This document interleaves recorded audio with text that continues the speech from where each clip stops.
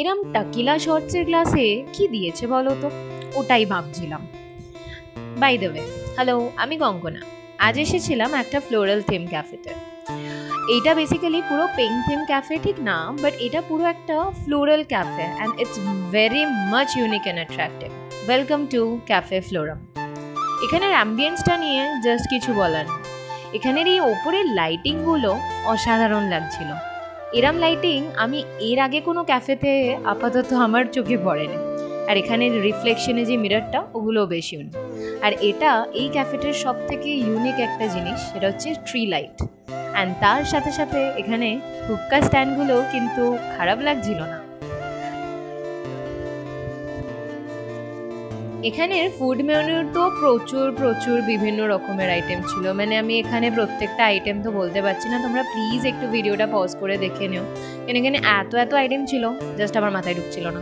But guys, তার মধ্যে আমি এখানকার সব থেকে ইউনিক একটা জিনিস খেলাম, যেটা জাস্ট দেখো কি পরিমাণে ধোঁয়া বেরোচ্ছে। মানে এটা খাবো কি, মানুষ দেখতেই থাকবে। বাই দ্য ওয়ে, এই ড্রিঙ্কটার নাম হচ্ছে দ্য বেঙ্গল প্রাইড।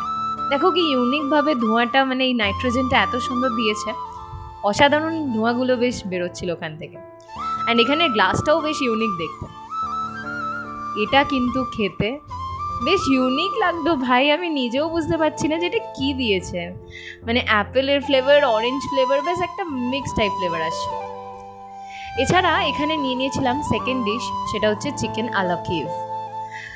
এই আলা কিউবটা বাবা রে বাবা, ভগবান! আমি এখানে বসে বসে ভাবো, তোমরাই বলো, একটা বাঙালি হয়ে এই কাঁটা চামচ বা কাটার দিয়ে, মানে এই ছুরি দিয়ে, নাইফ দিয়ে স্পেশালি কাটা কি পসিবল? আমার তো মনে হচ্ছিলো ভাই আমি হাত দিয়ে ভেঙেই খেয়ে নিই। বাট না গাইজ, আমার আশপাশে অনেক লোক ছিল, লজ্জায় পড়ে গেছিলাম। তাই আমি এইরকম ফর্ক দিয়ে, একবার কাঁটা চামচ দিয়ে, একবার নাইফ দিয়ে, একবার স্পুন দিয়ে, 14 রকমের জিনিস দিয়ে কাটছি। বাট তারপরে মিশন সাকসেসফুল। এরপর এতক্ষণ ধরে কাটাকুটির পর আমার ফাইনালি মুখে ঢুকলো চিকেন আলা কিউব, যেটা অসাধারণ খেতে ছিল। মুখের মধ্যে গিয়ে জাস্ট বার্স্ট করলো।